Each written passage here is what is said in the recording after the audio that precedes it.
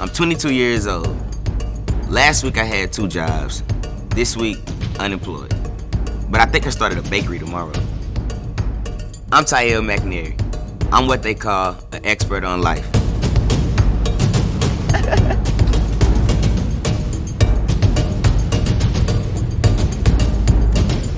You guys are keeping up with the NFL? Yeah, so how you feel about the Kaepernick situation? The Kaepernick situation? That's an interesting Well, first, one. should Kaepernick have a job? Was he good enough to have a job? Yeah, I mean, he's not that good anymore. He not only should be playing in the NFL because he's a great player, but I also think that he should be a lot of kids' role model. You know anything about the Kaepernick situation going on? Yeah, he should keep kneeling.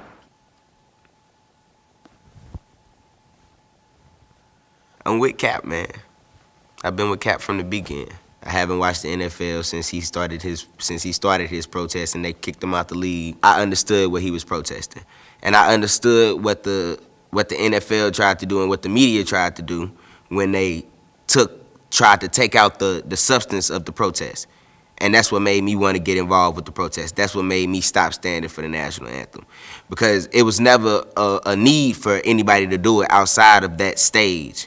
You know, outside of our athletes doing it on TV so people could see it. That was the stage for people to do it on. I had to join that protest on a personal level when the message of it started getting misconstrued, when they started saying that it was about the military, that it was about the flag, that it was about disrespecting people, when it was about disrespecting any group, period. When it was never about that. It was about gaining respect for a certain group. It was about gaining respect for everybody. It was about upholding the values and the morals that this flag is supposed to stand for. It wasn't a protest to shun any other group.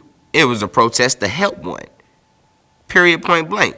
And the evidence for the protest is undeniable. Undeniable. Nobody watching me right now, nobody I come into contact with can say within the last 2 years, last 3 years, last 4 years, last 5 years, you haven't seen at least 10 videos of a random black person getting shot who's not shooting back, who doesn't have their hands in the air, who's not on the ground getting choked out, who not pleading for their life, who not getting followed, who they're not the aggressor, and they're losing their lives. Look at me, listen to me, feel my pain, feel what I'm going through. That's all it is. And then the NFL, on their high and mighty chairs, the ownership group in the NFL, like a bunch of rich white dudes who paying this black man and look him in his face and say that we're not gonna pay you for upholding your morals. We pay you to throw a ball. We don't pay you to speak on your platform. We don't pay you to make the world a better place. We pay you to do what we tell you to do. And if you're not willing to do that, then you can't work here. He's protesting the exact reason he doesn't have a job. Racial inequality, racial injustice. Because you don't feel like my problems are real problems, because you don't feel like my problems are problems we share, or you feel like what's happening to me is justified and okay, then I get dismissed, I get shoved to the side, I get ran through the mud, I get villainized. That man sacrificed everything. He sacrificed his job. He turned around and bought a suit against the NFL, and see things like that make me feel good, because you don't see a lot of cases like that pick up steam where it's that big corporation, they just stump it out. We got the money, bye, get out my face. Pay him off and he disappear. He didn't take that.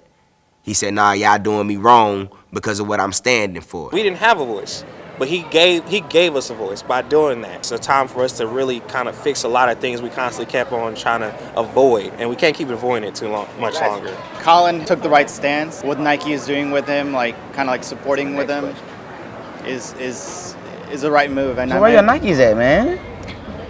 I'm not trying to infringe on your human rights to wear whatever shoes you want to wear. All I'm saying is, Nike gang. Nike gang. I got love. Nike, just do it. I'm proud of it. But Nike stepped up. I love Nike. I've always been a Nike fan. And I'm glad that they stepped up and they took a side. And it's really not about picking sides, but there is a side when you're talking about right and wrong. And no matter what you say about the situations, whether you say, oh, those people are criminals, whether you say, oh, those people endangered other people, or whatever the case may be, we done had, 6 or 7 mass shootings In the last 5 years, how many of our mass shooters walked out the building dead? How many of them even got in the back of the ambulance afterwards?